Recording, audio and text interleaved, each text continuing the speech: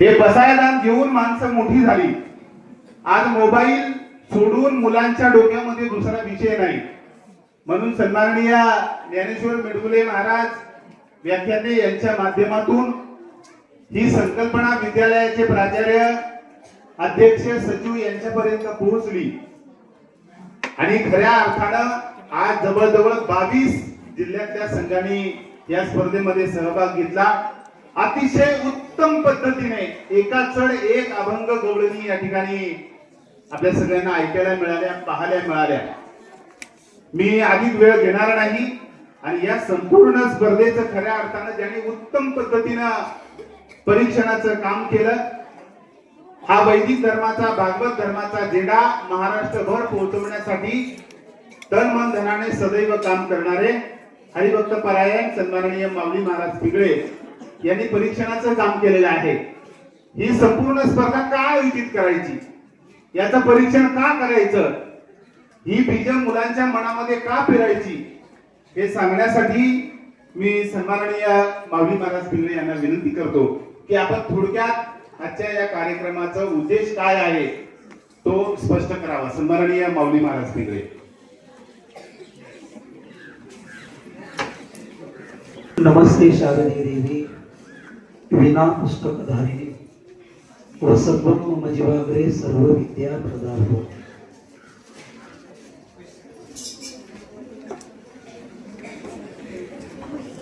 व्यासपीठावरील सर्व मान्यवर,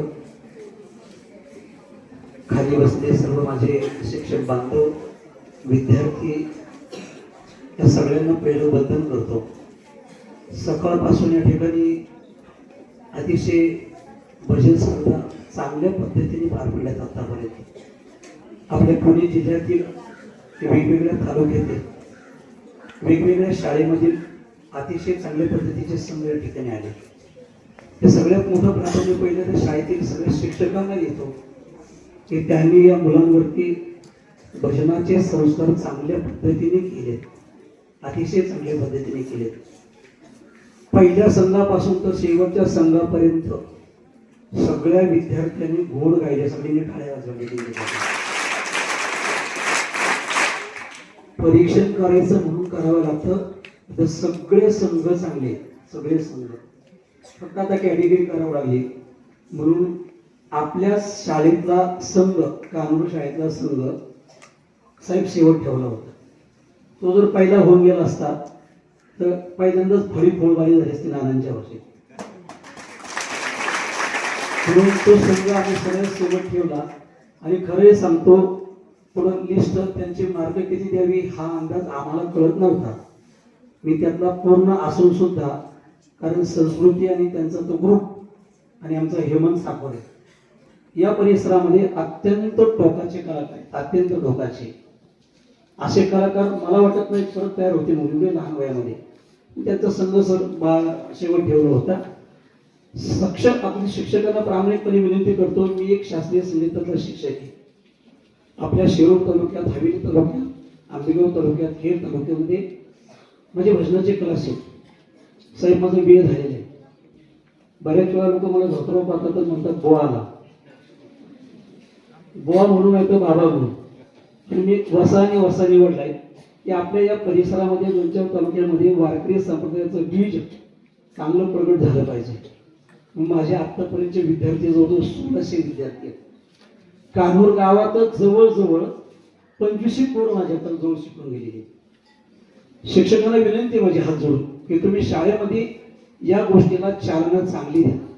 त्या माध्यमातून मुलांवरती संस्कार चांगले होतात. त्यांचे आचार, त्यांचे विचार, त्यांची संस्कृती, समाजामध्ये मोठ्या व्यक्तीशी कसं बोलावं, त्यांचा आदर कसा करावा हा वारकरी संप्रदाय शिकवतो. हे शास्त्रीय संगीत शिकवतो. फक्त आता संगीताची प्रॅक्टिस करताना थोडा शब्द वेगळा वापरतो, जो रियाज करेगा वो राज करेगा.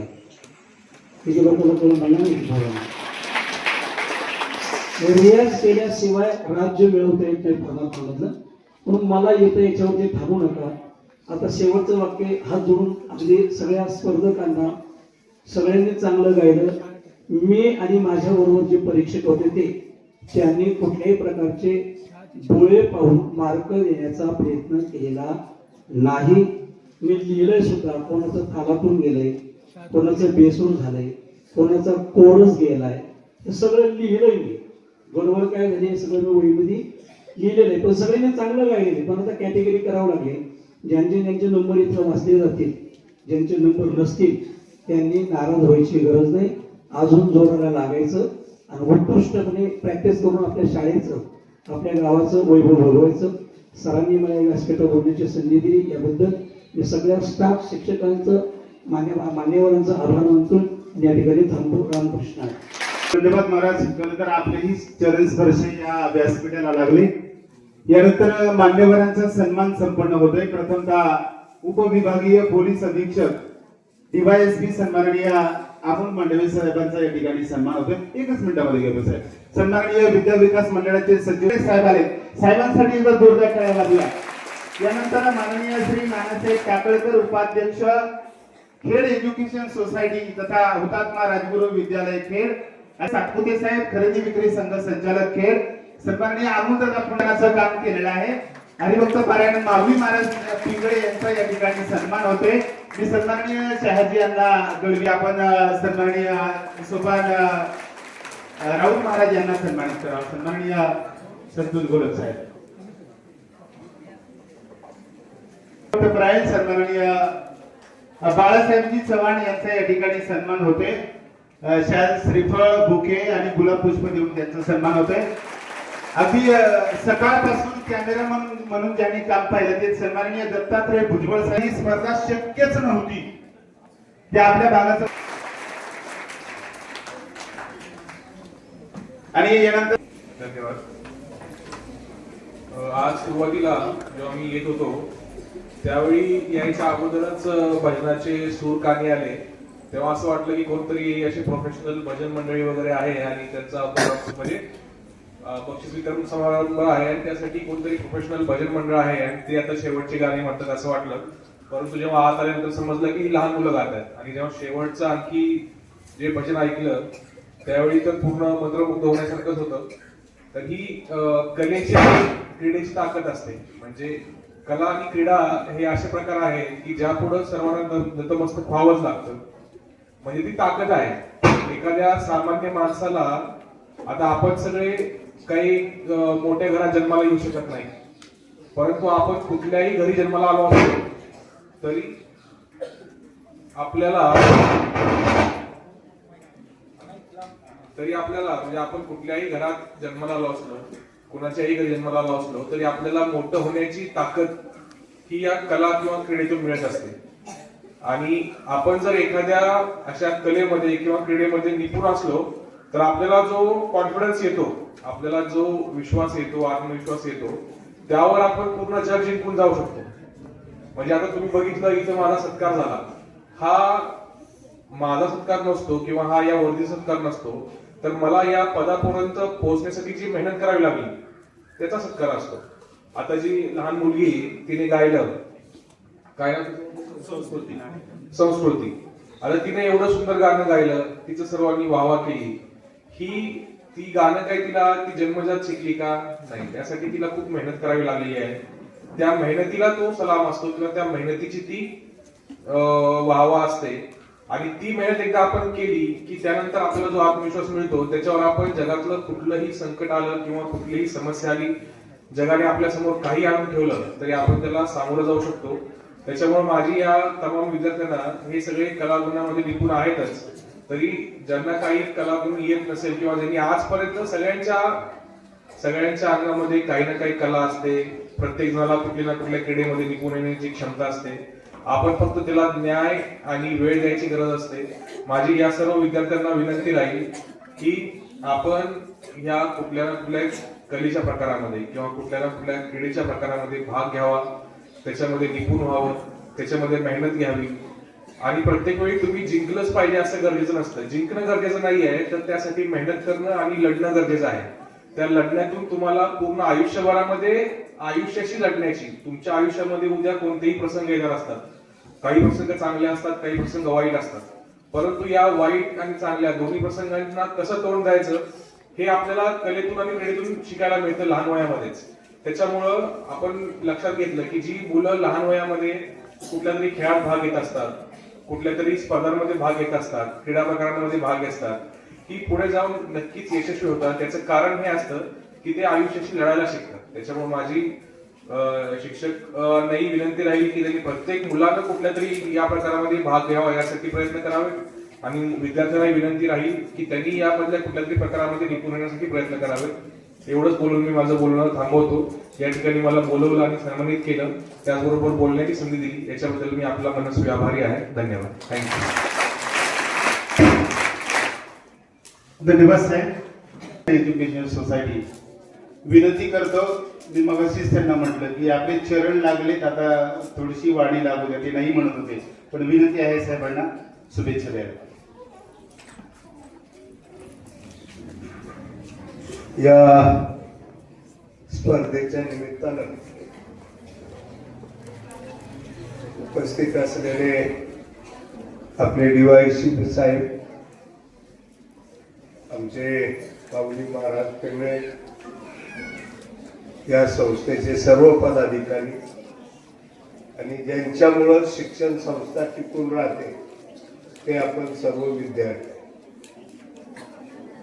कबीर महाराजांनी एक ठिकाणी असं म्हटलंय की जब गुणों को ग्राहक मिले तब गुण लाख बिकाई, जब गुणों को ग्राहक नहीं तब कवडी बदले जाए. समाजाच्या मध्ये आपल्याला वेगवेगळ्या प्रकारच्या देणग्या मिळतात. आता या गावाला संस्कृतीची एक देणगीच आहे. साहेबांनी क्रीडेचं उदाहरण सांगितलं. खूप गरीब कुटुंबातली मुलंच पैलवान होतात. इतकंच नाही तर गरीब कुटुंबातलीच माणसं मोठी होतात, असा आमचा अनुभव आहे. मला हे गाव आमच्या सोयऱ्यांचं गाव आहे. मी आपल्या सगळ्यांना, शिक्षण संस्थेतील सगळ्या गुरुजनांना, पदाधिकाऱ्यांना विनंती करतो की खेड तालुका शिक्षण प्रसारक मंडळ, आपलं हुतात्मा राजगुरू महाविद्यालय, साहेबरावजी कुटे महाविद्यालय, आता आपल्याकडं पॉलिटेक्निक कॉलेज चालू केलंय, MBA चालू केलंय, आम्ही गुणवंत विद्यार्थ्यांना कायम मदत करतो. संस्कृतीची 10वी झाली की तिला आम्हाला दत्तक द्या. खेडला मुलींचं स्वतंत्र हॉस्टेल आहे. तिथे फक्त आईवडिलांनी अंगावरचे कपडे तिला घ्यायचं, बाकीचं कोणताही खर्च आईवडिलांनी करायचा नाही. पावले महाराज आता आपल्याकडं प्राजक्ता झेंडे आहे, ती आमची विद्यार्थिनी. माऊली महाराजांना माहिती आहे की ती उत्कृष्ट कीर्तन, प्रवचन, गायन ह्या सगळ्या गोष्टी करते.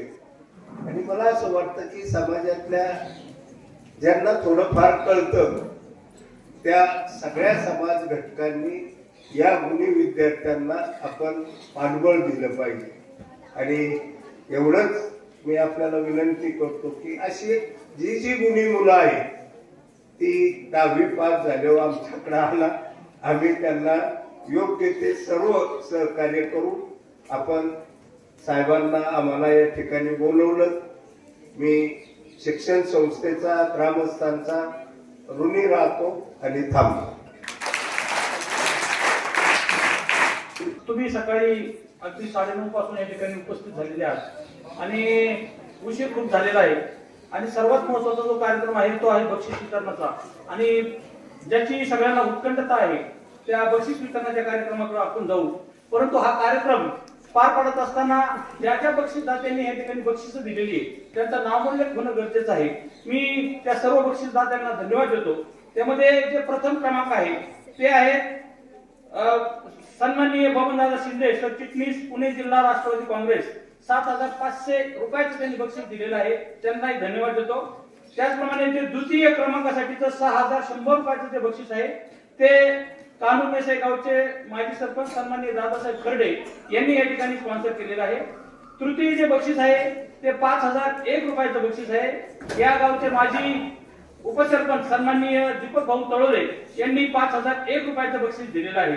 त्याचप्रमाणे जी उत्तेजनाचं बक्षीस आहे ते तुषार भिडवे सरचिटणीस राष्ट्रवादी युवक काँग्रेस पुणे जिल्हा यांनी 3,501 रुपयाचे या ठिकाणी बक्षीस जाहीर केलेलं आहे. त्याचप्रमाणे उत्कृष्ट संघ कोरम यासाठी शहाजी दळवी समाजसेवक यांनी 1,500 रुपयाचे बक्षीस दिलेलं आहे. उत्कृष्ट हार्मोनियम वादक आपल्या विद्या विकास मंडळाचे सन्माननीय सचिव सदाशिवराव कुंडे यांनी 1,000 रुपयाचं बक्षीस या ठिकाणी जाहीर केलेलं आहे. त्याचप्रमाणे तबला आणि मृदुंग क्रमांक 1 साठी 1,000 रुपयाचं बक्षीस आपल्या विद्यालयाचे माजी अध्यक्ष आणि सोसायटीचे चेअरमन सन्माननीय भास्करराव कुंडे यांनी 1,000 रुपयाचं बक्षीस या ठिकाणी जाहीर केलेलं आहे. उत्कृष्ट गायकासाठी ॲडव्होकेट तुकाराम कुंडे यांनी 1,000 रुपयाचं बक्षीस जाहीर केलेलं आहे. सर्वात महत्त्वाचं जे स्पर्धक आणि विद्यार्थी यांच्यासाठी आज जो महाभोजन दिलेलं आहे ते आपल्या सन्माननीय संतोषजी घोलप ठाणे अंमलदार, त्याचप्रमाणे बाळासाहेब कुंडे सहसचिव यांनी सुद्धा या ठिकाणी जेवणासाठी मदत केलेली आहे. सर्व विजेत्यांना स्मृतिचिन्ह आणि प्रमाणपत्र आणि फ्लेक्सचं सौजन्य आपल्या गावचे भूषण आणि उद्योजक सन्माननीय अमोलजी रामदास कुंडे यांनी या ठिकाणी दिलेलं आहे. त्याचप्रमाणे परीक्षक सौजन्य परीक्षकांसाठीचा जो मानधनाचा विषय आहे तो श्री सुनील मिडगुले माजी सरपंच मिडगुलवाडी आणि श्री कैलास मिडगुले माजी सरपंच मिडगुलवाडी यांनी या ठिकाणी सौजन्य दिलेला आहे. त्याचप्रमाणे श्री ज्ञानेश्वर मिडगुले पत्रकार ज्यांच्या माध्यमातून हा खरा कार्यक्रम झाला त्यांनी सर्व सहभागी संघांना एक बक्षीस घड्याळ दिले. 10 हरिपाठ आणि क्रांती भूमी पुस्तक हे त्या ठिकाणी त्यांनी जाहीर केलेलं आहे.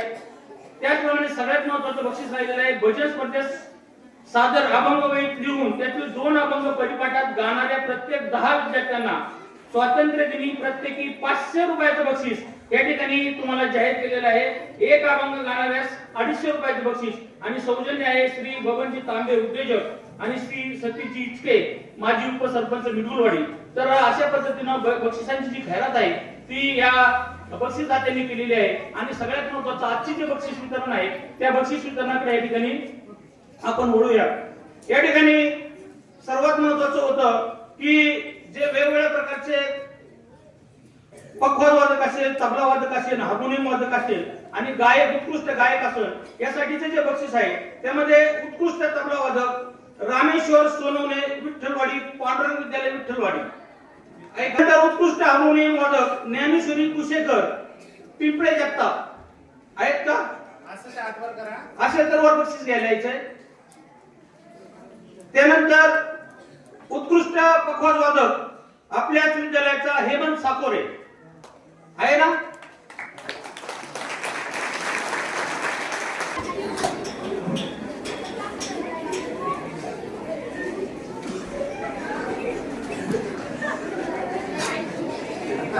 उत्कृष्ट गायक आपल्याच विद्यालयातील संस्कृती नाणेकर, आपल्या विद्यालयातील संस्कृती नाणेकरीला विनंती की त्यांनी आपलं बक्षीस घेऊन जायचंय. New English school Ashtapur, new English school अष्टापूरचं जर कोणी असेल तर त्यांना विनंती की त्यांनी आपलं बक्षीस घेऊन जायचंय.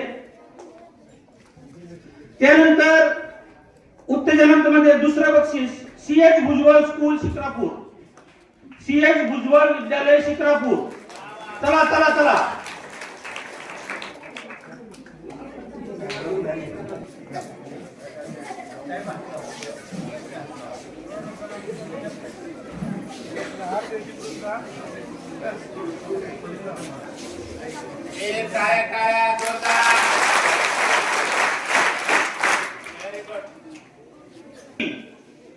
विद्या विकास मंदिर करंदी आहे का? नसतील तर तृतीय क्रमांकामध्ये दुसरी शाळा आहे पांडुरंग विद्यालय विठ्ठलवाडी. नाही. द्वितीय क्रमांकामध्ये लक्ष्मीबाई दुरापे स्कूल आळंदी, लक्ष्मीबाई दुरापे स्कूल आळंदी आलेला आहे. मी सगळ्या परीक्षकांसाठी आणि या विद्यालयातील सगळ्या विजेत्या मुलांसाठी एकदा जोरदार टाळ्या वाजवायला सांगतो. क्रमांकामध्ये विद्याधाम हायस्कूल चित्रापूर, भारूड होतं पहा, अत्यंत सुंदर भारूड झाले. विद्याधाम हायस्कूल चित्रापूर. या स्पर्धेमधले आपण उपविजेते ठरलेला आहात. आपण सगळ्यांनी जोरदार टाळ्या वाजवायच्या. आणि या स्पर्धेमधला उपविजेता संघ विद्याधाम प्रशाला शिक्रापूर, प्रथम क्रमांकाचा मानकरी ठरलेला संघ आणि ज्ञानेश्वर मेडगुले साहेबांचा फार प्रेम आहे त्या याच्यावरती. खरं तर ती तुमची कर्मभूमी राहिलेली आहे आणि फक्त कर्मभूमीमुळे नाही तर उत्तम अभंग आणि गवळण ज्या संघाने सादर केली आणि 15 मिनिटं प्रत्येक प्रेक्षकाच्या मनावर त्यांनी आपलं नाव कोरलं असा प्रथम क्रमांकाचा मानकरी माध्यमिक आणि उच्च माध्यमिक विद्यालय सणसवाडी आहे का संघ? जरा जोरदार टाळ्या होऊ द्या, जोरदार आवाज येऊ द्या आणि या स्टेजवर या, पळत या. म्हणजे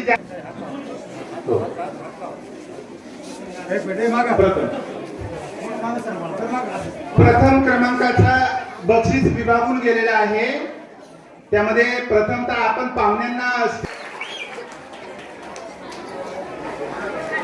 मी सन्माननीय नानासाहेब टाकळकर साहेब आणि सन्माननीय अमोल मांडवे साहेब, दत्तात्रय सातपुते साहेब, विद्यालयाचे मंडळाचे सचिव सदाशिवराव पुंडे साहेब, आदरणीय संतोषराव गोलक साहेब, आता सगळ्यांना विनंती करतो, आदरणीय दीपकदादा, शहाजीअण्णा पुंडे सर, आदरणीय सतीशराव, सगळी परीक्षक मंडळी, आपण सगळ्यांनी फार मोलाचं सहकार्य केलं म्हणून हे यश आम्ही संपादित करू शकलो. प्रथम क्रमांकाचा मानकरी जे जे संघ सहभागी झाले ते चाललेले आहेत. आपल्या सगळ्यांना शुभेच्छा, आपल्या सगळ्यांचे आभार. आपली मुलं खाली बसा सगळे. संतोष गुलाब साहेब तो नानाला विचारतो. मित्रांनो, सांगायला अतिशयोक्ती वाटत नाही परंतु 16,000 विद्यार्थ्यांचं जे कॉलेज चालवतात, ज्या कॉलेजमध्ये सकाळी 10 पासून संध्याकाळी 5 पर्यंत जे उपस्थित असतात असे आदरणीय नानासाहेब टाकळकर ह्या त्या कॉलेजमध्ये संपूर्ण वेळ उपस्थित राहून त्या कॉलेजचं व्यवस्थापन असेल, छोटी मोठी सगळ्या गोष्टी असतील. मित्रांनो, आपल्या इथं 500 मुलं आहेत, आपल्याकडे अडचणी आहेत परंतु 16,000 विद्यार्थ्यांचं कॉलेज चालवत असताना काय अडचणी येत असतील हे आम्ही नेहमी नानांना विचारत असतो. नाना, तुम्ही हे कसं चालवता? आणि त्यांचं बऱ्याच वेळात मला हे मार्गदर्शन मिळतं की साहेब असं नाही, हे आम्ही असं चालवतो. मित्रांनो, मला अभिमान वाटेल नानांबद्दल सांगायला. कॉलेजच्या आतमध्ये कुठलाही गडबड गोंधळ होऊ न देणे, सर्व कॉलेज शांततेत कसं चालेल याकडे नानांचा अत्यंत बारकाईने कटाक्ष असतो. म्हणून मी नानांना फोन केला की नाना, या बक्षीस वितरणाच्या कार्यक्रमासाठी आपण जर आलात तर मला आनंद वाटेल. नानांनी कुठली वेळ न हे करता, साहेब तुम्ही मला टायमिंग सांगा, मी 100% पोहोचतो. असं नानांनाही मी या कार्यक्रमासाठी उपस्थित राहिल्याबद्दल नानांचं मनापासून धन्यवाद या ठिकाणी व्यक्त करतो. त्यांच्या समवेत आमचे मित्र दत्तात्रय सातपुते, संचालक खरेदी विक्री संघ खेड यांचे मी या ठिकाणी आभार मानतो. तसेच या जिल्हास्तरीय भजन स्पर्धेसाठी जे परीक्षक या ठिकाणी होते, आदरणीय हरिभक्त पारायण पिंगळे महाराज, त्यांचे सर्व साथीदार आणि महाराज मंडळी यांचेही या ठिकाणी आभार व्यक्त करतो. या कार्यक्रमासाठी ज्या ज्या आमच्या गावातील असेल, शेजारच्या गावातील असेल, ज्या ज्या देणगीदारांनी मुलांना बक्षीस या ठिकाणी ठेवली, अशा सर्व देणगीदारांचं, सर्व बक्षीस देणाऱ्या सर्व दात्यांचं या ठिकाणी आभार व्यक्त करतो.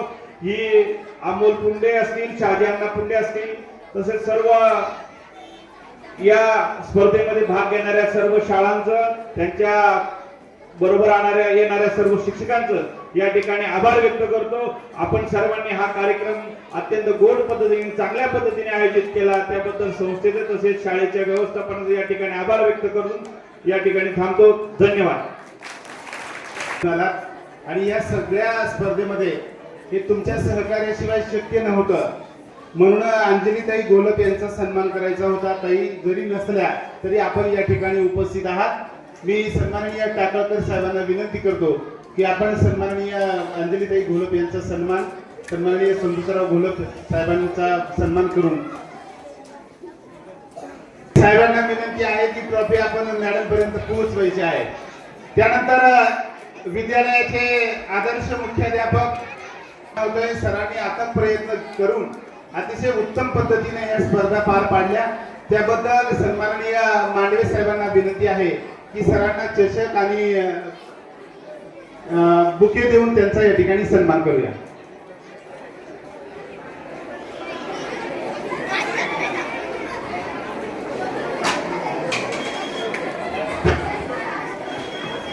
आणि सगळ्यात महत्वाचं, तुम्ही सगळेजण सकाळपासून संध्याकाळपर्यंत अतिशय छान पद्धतीने ही स्पर्धा ऐकून घेतली. ते मनापासून आभार, आपल्या सगळ्यांचे मनापासून आभार. ही सगळी मोठी मंडळी या कार्यक्रमासाठी उपस्थित राहिली. आदरणीय टाकळकर साहेब, सातपुते साहेब, आदरणीय भगिनी, वेगवेगळ्या भागातून आलेले सगळे स्पर्धक, त्यांना मार्गदर्शन करणारे सगळे मार्गदर्शक, आपल्या सगळ्यांचा मनापासून आभार. ज्यांचा नंबर आला त्यांचा अभिनंदन, ज्यांचा नाही आला तरी पुढच्या वेळेस प्रयत्न करूया. आपल्या सगळ्यांचा मनापासून आभार व्यक्त करूया.